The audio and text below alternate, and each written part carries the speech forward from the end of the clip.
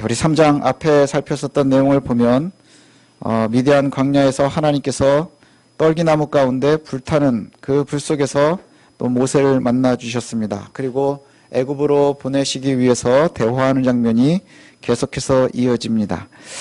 모세의 의심이 계속되고 있습니다.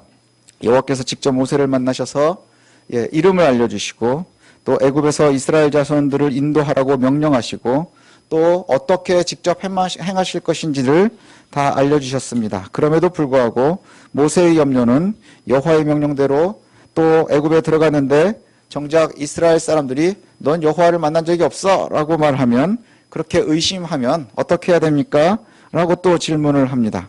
한마디로 모세는 이스라엘 자손에게 거절당할 것이 되게 두려운 것이죠. 거절당할 것이 매우 두렵습니다. 하나님의 이름도 알겠고 또 하나님께서 행하신 일들을 미리 세심하게 말씀해 주셨고 그 계획도 제가 알겠습니다. 그런데 문제는 내가 거절을 당하면 어떡합니까 하는 겁니다. 내가 거절을 당하면 어떻게 합니까? 하나님께서 이미 내게 너와 함께 할 것이라 위로해 주셨는데 그것이 위로가 되지 않는 것 같아요. 모세는 여전히 불안합니다. 모세는 이 불안한 이유가 뭘까 이렇게 생각해 보니까 모세가 바로의 손자로 있을 때에도 이미 지도자로 인정받는 것에 실패를 했거든요. 큰 실패를 경험한 사람입니다. 그리고 모든 것이 완벽한 상황일 때에 그 권력이 가능할 때에 했었던 그 실패는 지금과 비교를 해보면 더욱더 위축되게 하는 것이 분명한 것 같습니다. 지금 신부는 어떻습니까? 아무것도 내놓을 게 없어요.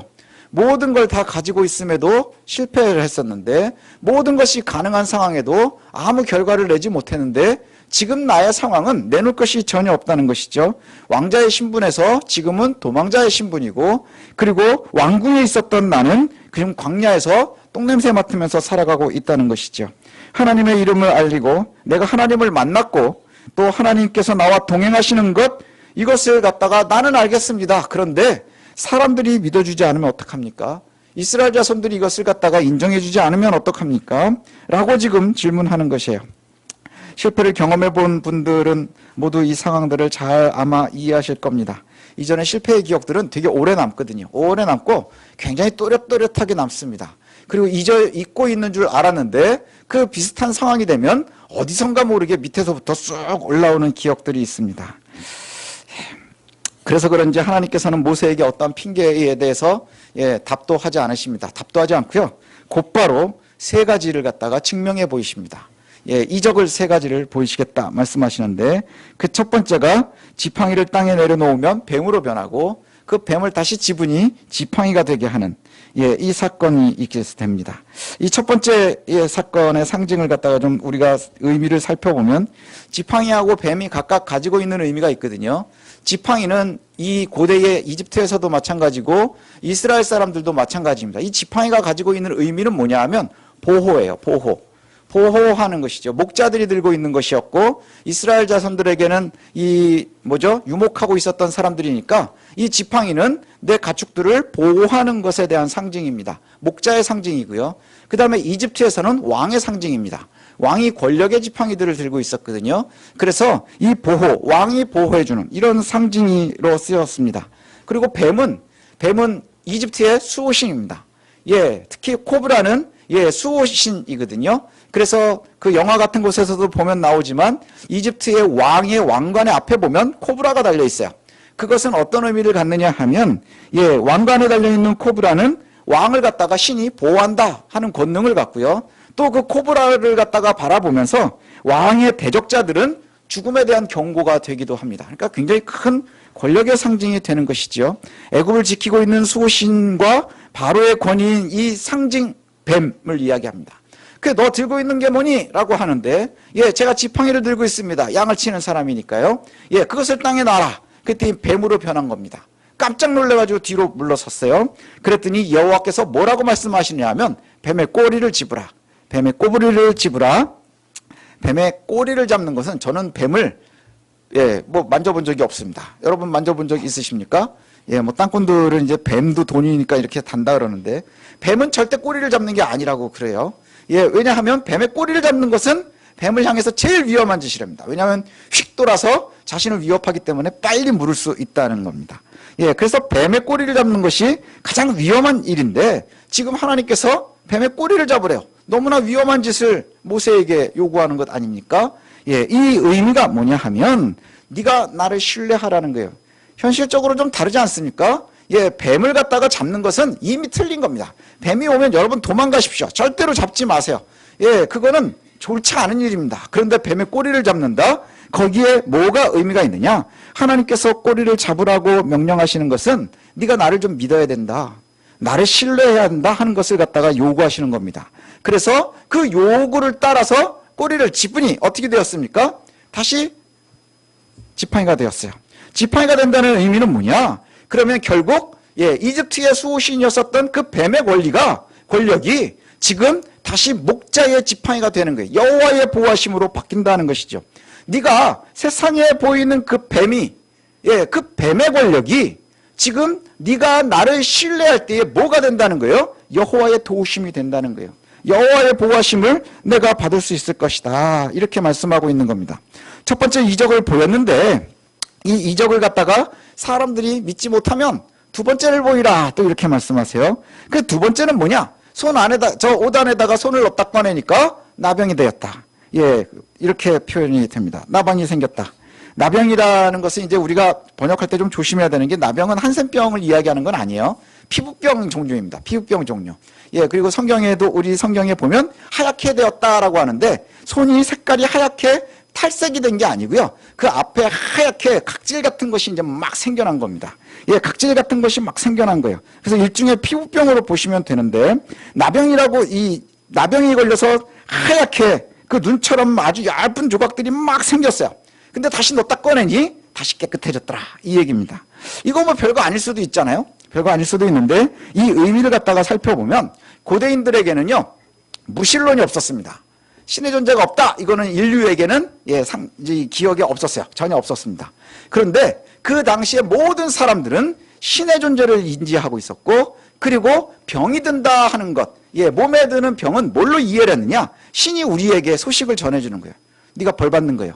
병이 들면 병 받는 것이고 그 다음에 나으면 그것이 또 신의 영역에 의해서 고침받는 것. 뭐 이런 의미입니다.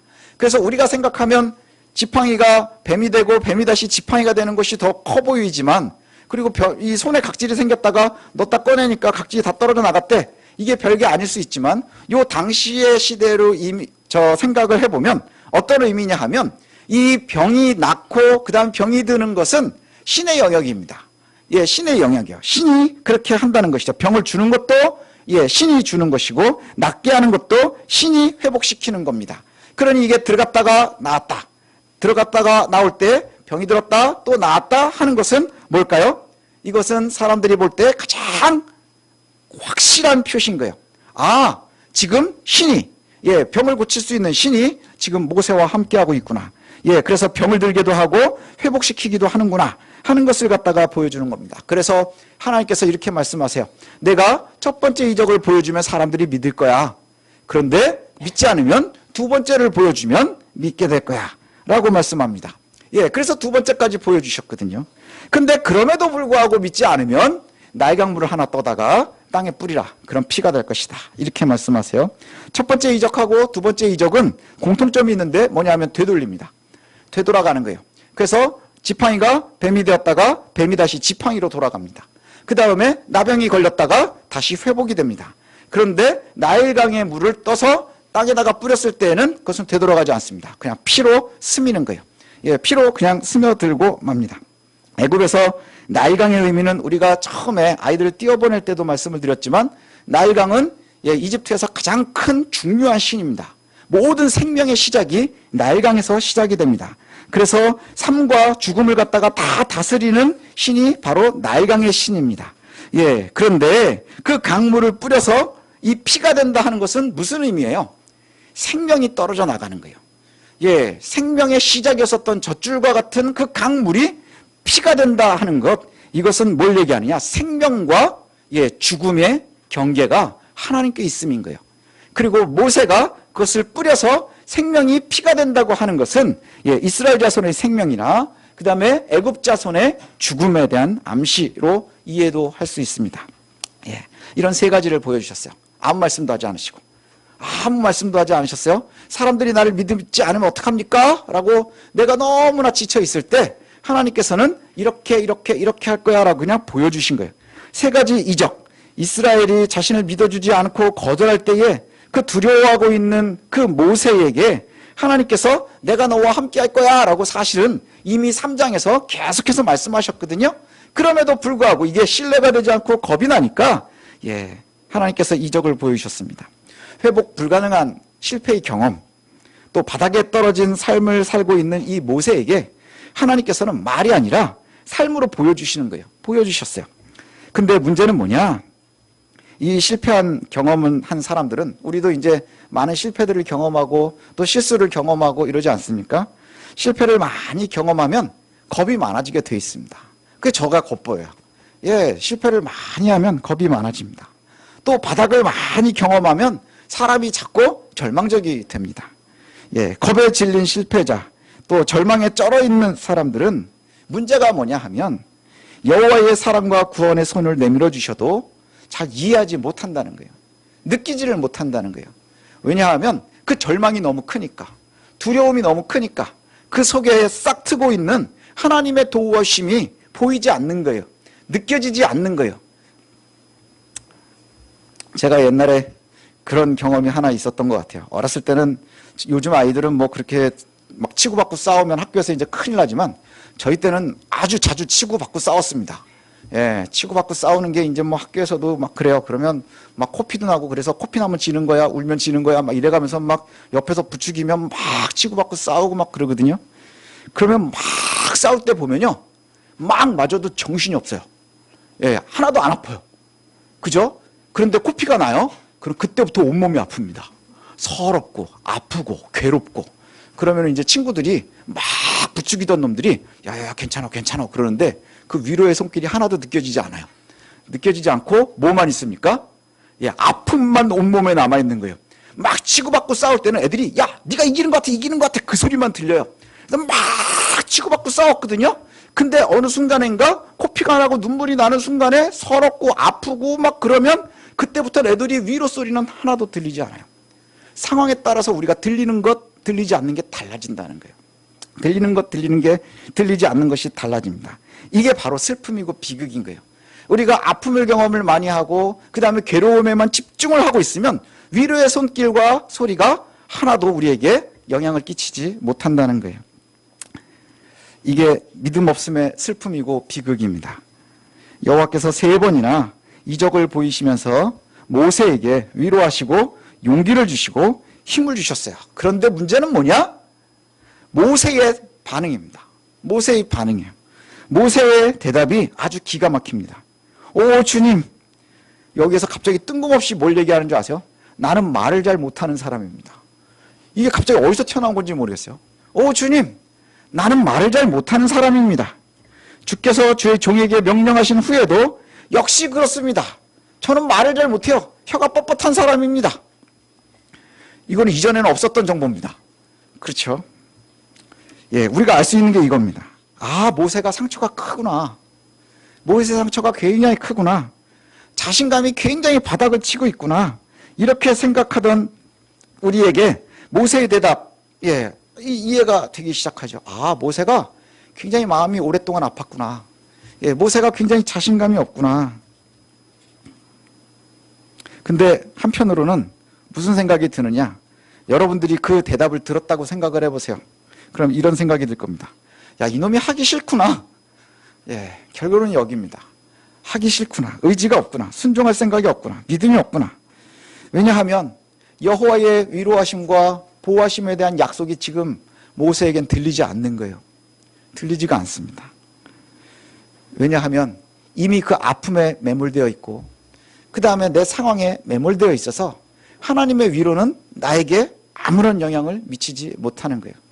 하나님이 보여주셔도 그것은 나에게 어떠한 의미도 되지 못한다는 거예요. 참 신기한 게 뭐냐면 여태 대화한 게 되게 어이없어지는 거예요. 왜냐하면 처음에 나타났을 때 주님 여기 있습니다. 그래가지고 대화를 시작할 때 우리가 지난주하고 이번 주하고의 대화를 한번 생각해 보세요. 예. 하나님의 이름을 물어보면 어떡합니까? 그랬더니 나 이름은 여호와야. 아브라함한테도 알려주지 않았고 아브라함, 이삭, 야곱한테도 아직 안 알려줬는데 내 이름은 자존자야, 여호와야. 이것은 영원히 너희가 지켜야 될 거야. 이렇게 얘기하시고 그리고 나서는 앞으로 내가 어떤 일을 할 건지도 알려주셨어요. 그래서 네가 가가지고 얘기하면 처음엔 바로가 듣지 않을 거야. 하지만 내가 이적을 보인 후에는 아주 그 사람들이 되게 친절해질 거고 너는 전리품을 가지고 승자로 나오게 될 거야. 이렇게까지 말씀하셨단 말이죠. 그런데 사람들이 너는 여호와를 만난 게 아니야 라고 또 물어보면 어떡합니까? 그랬더니 여기 세 가지 이적을 보여주면서 이 이적을 갖다가 네가 보이면 사람들이 믿게 될 거야. 이만큼 얼마나 더 친절할 수 있겠어요? 그랬는데 그 대답이 맨 마지막에 뭐라고 얘기하느냐? 전 아닙니다. 그리고 결론이 보낼 만한 자를 보내십시오. 이거예요. 난 갈 생각이 없습니다. 이겁니다. 거기에 하나님께서 사람의 입을 내가 만들었고 보는 것도 내가 만들고 듣는 것도 내가 하고 다 내가 한 거야. 그리고 내가 너를 가르쳐 줄 테니까 내가 시키는 대로 하면 돼. 라고 말씀하세요. 하나님이 또 해결해 주셨습니다. 모세의 대답은 단호합니다. 보낼 만한 자를 보내십시오. 나는 갈 생각이 없습니다. 여기가 바로 하나님의 분노점입니다. 여기가 하나님의 분노점이에요. 하나님께서 분노하셨어요. 하나님께서 분노하십니다. 하나님의 분노, 이거 참 우리가 두려워해야 되는 부분입니다. 하나님께서 한없이 친절하시고 사랑으로 감싸세요.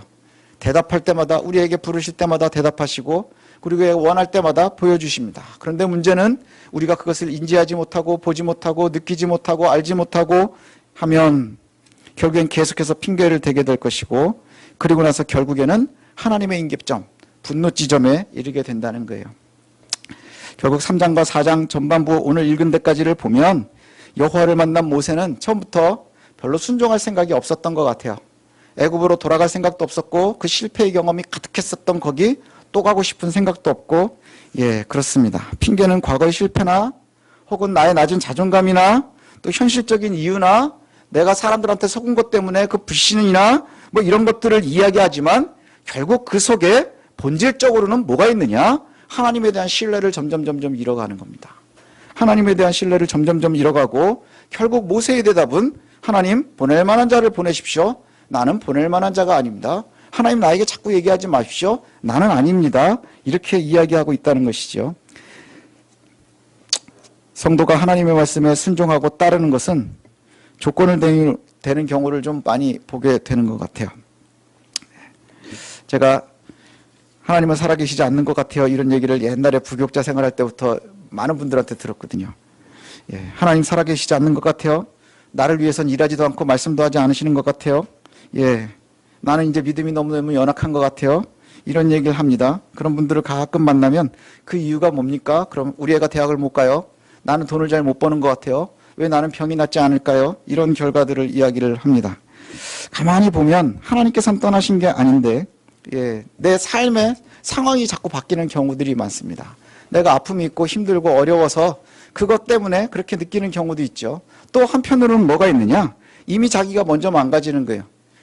삶이 타락해 있고 그 다음 쾌락을 추구하고 있고 가정이 망가지고 있고 내가 정직함을 버리고 있고 그 다음에 쾌락을 추구하고 경건과 이미 멀어져 있어서 그것을 갖다가 핑계를 댈 때 제일 먼저 하는 말이 뭐냐? 하나님은 나를 사랑하시지 않는 것 같아요. 하나님은 나를 바라보시지 않는 것 같아요. 나를 위해서 일하시지 않는 것 같아요. 하나님은 나를 위해서 살아계시지 않는 것 같아요. 그런데 아닙니다. 오늘 모세의 모습과 마찬가지라는 걸 단호히 말씀드립니다. 아닙니다. 하나님이 살아계시지 않는 것이 아니라 하나님께서 일하시지 않는 게 아니라 우리가 보려고 하지 않고 우리가 알려고 하지 않고 우리가 느끼려고 하지 않고 결과적으로 우리가 이미 하나님을 거절하고 있기 때문이라는 거예요. 하나님을 이미 거절하고 있기 때문이라는 거예요. 아무리 하나님이 우리에게 위로해 주셔도 그게 나에게 들리지 않는 거예요. 하나님 아무리 나를 위해서 일하셔도 그걸 내가 알 수가 없는 거예요. 왜요? 내가 보려고 하지 않으니까. 내가 들으려 하지 않으니까. 그래서 계속해서 핑계를 대는 것이죠. 제가 예전에 만났던 분 한 분 말씀을 좀 드리려고 합니다. 잠깐 저하고 교제도 했었고 저희 교회도 잠깐 출석하셨던 분이거든요. 어느 날 갑자기 전 잘 알지 못하는 분인데 이렇게 이제 오셨어요. 예, 그래서 뭐 우리 교회 되게 작은데 잠깐 봉사도 좀 열심히 하시고 뭐 이러다가 예, 어느 날 시험에 드셨어요. 제가 이제 되게 당황스러웠었던 게 뭐냐면 전 잘 모르는 분인데 예, 갑자기 오셨다가 갑자기 몇 주 이렇게 열심히 막 하시다가 갑자기 사라지셨어요. 예, 그래서 왜 그런가? 그리고 이제 뭐 이렇게 신방도 좀 가보고 그랬는데 예, 처음에 저를 대하는 거하고 나중에 대하는 거가 되게 다르더라고요. 처음엔 뭐 이렇게 해가지고 저한테 되게 친절했는데 제가 이제 몇 주 이렇게 나오시다가 안 나오시길래 갔더니 예, 이제 싸늘해지신 거예요. 그럼 이제 우리가 알 수 있잖아요. 아, 이분이 나를 이제 뭐 별로 만나고 싶어 하지 않는구나. 그러다가 이제 소원해지고 시간이 조금 지났습니다. 근데 어느 날 전화가 왔어요. 저한테. 예, 학교에 있는데 이제 전화가 왔습니다. 그래서 어디십니까? 어쩐 일이세요? 그러고 이제 반갑게 맞았더니 병원에 있다는 거예요. 병원에 입원을 하셨답니다. 예, 저기 어디요? 지금 있는 청량리 있는데 어디 병원에 입원을 하셨어요.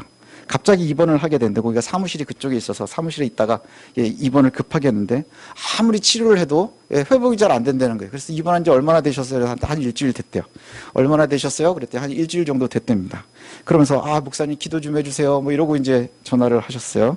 그래 또 제가 돌팔이라도 명색이 목사 아닙니까? 예. 그래서 어떡합니까? 그래서 이제 그 병원 문안을 갔어요. 병문안을 가고 또 이제 신방을 갔습니다. 그래서 제가 할 수 있는 게 뭐가 있겠어요? 뭐 이제 간단하게 말씀 전해드리고 또 기도해드리고 그리고 이제 저는 왔습니다. 근데 그 다음날 전화가 왔어요. 또 전화를 하셨어요. 예, 그러더니 예, 그 다음날은 목소리가 되게 좋은 거예요. 차도가 없었는데 아, 제가 갔다 온 다음에 회복이 되기 시작했다는 거예요. 막 회복이 됐다고 그럽니다. 아, 그래가지고 얼마나 좋은지 아침에 이 왕진 이렇게 도는 왕진이라 그러나요? 그 회진이라 그러죠, 회진. 예, 회진 도는 의사 선생님한테 자기가 간증을 했대요. 그 뭐라고 간증하셨는데요? 그랬더니 아, 우리 목사님이 오셔가지고 기도해 주시고 말씀 전해 주셔가지고 제가 나았습니다. 아, 그랬더니 의사 선생님이 화를 내더라는 거예요. 여태 일주일 동안 내가 치료해 줬더니 뭐 목사님 한 번 왔다 갔다 그러냐? 막 이러면서 이제 뭐 그러는 겁니다. 아, 그러더니 너무너무 기뻐하시고 그러면서 이제 또 저한테 자주 전화도 하시고 뭐 이렇게 하고 또 신앙생활도 또 잠깐 하시고 그러다 소리 소문 없이 다시 사라졌어요. 다시 사라졌습니다. 우리가 오해하는 것이 있습니다. 오해하는 것이 있는데 이게 뭐냐? 우리가 이적을 경험하지 못해서 하나님을 못 느끼는 게 아니에요. 하늘이 열리고 목소리가 들리지 않아서 우리가 하나님을 알지 못하는 게 아닙니다. 내가 신앙의 기간이 짧아서 내 신앙의 연륜이 짧아서 못 듣는 것도 아닙니다. 하나님께서 우리를 위로하지 않기 때문도 아닙니다. 하나님이 살아계시지 않기 때문도 아닌 거예요. 하나님은 지금도 우리를 모세 대하듯 대하고 계세요. 우리가 고민될 때 말씀하시고요. 그리고 우리에게 상황을 갖다가 알려주시고요. 계속해서 일하십니다. 근데 문제는 뭔 줄 아세요? 우리가 우리의 핑계를 대면서 계속 하나님을 우리가 거절하고 있는 거예요. 우리가 거절하고 있는 거예요. 아무리 하나님께서 말씀하셔도 들으려 하지 않는 자들이 있는 거예요. 그래서 성경에도 그런 말씀 많이 나오거든요. 들을 끼는 자는 들을지어다. 뭐예요? 듣는 자가 복된 거예요. 느끼는 자가 하나님의 은혜를 누리는 거예요. 근데 우리는 우리의 핑계를 계속 댑니다. 그 핑계가 거짓말은 아니에요. 내 상처, 그래 너 상처 있어. 너 괴로웠니? 너 괴로워. 너 속았니? 그래 속은 거 내가 알아. 그런데 하나님께서는 거기에 대해서 계속해서 또 말씀하시거든요. 예, 말씀을 통해서 일하시고 사람을 통해서 일하시고 상황을 통해서 일하시고 우리에게 알려주고 계시는데 문제는 뭐냐? 우리가 계속해서 과거에 받았었던 상처니 뭐니 여러 가지를 얘기하면서 여전히 우리는 그 핑계들을 가지고 하나님을 밀어내고 있는 거예요. 보낼 만한 자를 보내십시오. 나는 아닙니다. 갈 만한 자를 보내십시오. 들을 만한 자한테 말씀하십시오. 알아듣는 놈한테 얘기하십시오. 이렇게 얘기하고 있다는 거예요. 그 결과가 뭔 줄 아십니까? 분노예요. 하나님의 분노. 우리가 하나님의 분노를 무서워하지 않아요. 하나님의 분노는 정말 무서운 겁니다. 그것이 어디에 나오느냐? 하나님의 분노를 이야기하는 것이 바로 나일강물을 떠서 버리니 땅에 뿌리니 그게 피가 되는 거예요. 생명과 죽음의 결정자가 누구냐? 삶도 죽음도 하나님의 손에 있는 거예요. 시작도 끝도 하나님의 손에 있는 거예요. 근데 우리는요 그 사이에 어딘가에 있으면서 끊임없이 큰 하나님이 나를 바라보고 계심에도 불구하고 우리는 그저 뭐만 생각하는 거예요? 내가 잠깐 만났었던 사람들, 내가 처해져 있었던 것들, 내 아픔들, 지금 내 상황들, 그것들을 핑계를 대면서 여전히 내가 미리 결정해 놓고 하나님을 거절하고 있는 거예요. 하나님께서는 우리에게 지금도 모세에게 하듯 말씀하세요. 하나님의 이름을 알려주시고 내가 이렇게 할 거야 라고 말씀해 주시고 그 다음에 우리에게 상황 틈틈이 우리에게 알려주세요. 근데 우리는 끊임없이 뭐라고 대답합니까? 오늘도 또 저는 아닙니다. 보낼 만한 자를 보내십시오. 듣는 놈한테 말씀하십시오. 알아듣는 놈한테 얘기하십시오. 그러고 있지는 않은지 되돌아봐야 될 것 같아요. 하나님께서 우리에게 말씀하십니다. 내가 너와 함께 할 거야. 성경은 끊임없이 우리에게 그렇게 말씀하세요. 내가 너와 함께 할 거야. 출애굽을 해서 모세의 뒤를 잇는 여호수아에게도 그렇게 말씀하셨고요. 그 다음에 이스라엘이 멸망해가지고 바벨론 포로로 끌려가는 예레미야에게도 약속해 주셨고요. 그리고 또 예수님께서 십자가에 달리시면서도 내가 너와 함께 할 거라고 제자들에게 영원히 말씀하세요. 끊임없이 우리에게 말씀하는데 우리가 바라보는 건 하나님의 말씀이 아니라 뭘 바라보는 거예요? 내 과거에 받았었던 상처, 또 나를 괴롭혔었던 놈들 상판 생각해가면서 그 다음에 나를 괴롭히는 여러 가지 상황들을 생각하면서 하나님 나는 아닙니다. 아무 상관이 없는 얘기예요. 하나님이 나에게 말씀하시는데 나는 자꾸 다른 곳에서 저 핑계거리들을 찾아온다는 말이죠. 그러지 않았으면 좋겠습니다. 우리는 하나님의 사람들입니다. 여러분 예수 믿고 구원받은 사람들이잖아요. 예수 믿고 구원받았다는 게 뭡니까? 여호와께서 우리의 삶에 깊이 관여하시고 우리의 삶에서 지금도 일하신다는 것을 신뢰하고 있는 양반들 아닙니까? 그게 아니라면 우리는 가짜인지도 모르겠어요. 하나님, 이제 우리가 정말로 예수 그리스도를 믿는 성도답게 하나님의 말씀에 예민하기를 원합니다. 그저 예민한 것이 내 상황 처지가 아니라 하나님의 말씀 앞에서 정직함으로 예민할 수 있도록 하나님 우리에게 은혜도 주시고 용기도 주시고 예민함도 주시고 용감하게 하옵소서. 이게 저와 여러분들의 기도의 제목이 되어야 되겠습니다. 요즘에 날씨를 보고 주변의 상황을 보고 뉴스를 보고 이러면 좀 겁날 때가 많습니다. 참 저는 겁이 날 때가 많아요. 제가 이런 말씀드리면 좀 그렇지만 전 세계의 국가 원수들이 다 이상한 사람들로만 뽑히는 것 같고 곧 이상한 일이 생길 것 같고 날씨는 맨날 더워지고 이상하게 벌레 이름이 러브고 이런 세계대를 우리가 살고 있단 말이죠. 이때 우리가 어떻게 살아가야 될까? 우리가 바꿀 수 있는 게 있나요? 전혀 없는 것 같아요. 그저 하나님께서 해주시는 것 기대하고 살아가야 되는 우리들의 모습 아닌가 생각합니다. 이제 하나님께서 우리에게 말씀하실 때 예민하게 들으십시오. 그리고 보여주실 때 우리가 예민하게 그것을 누리면서 살 수 있었으면 좋겠습니다. 그래서 보낼 만한 자를 보내십시오. 그게 아니라 하나님께서 우리를 부르실 때 주여 내가 여기 있나이다. 이사야의 고백과 같은 그런 고백이 저와 여러분들의 고백이 되시기를 원합니다.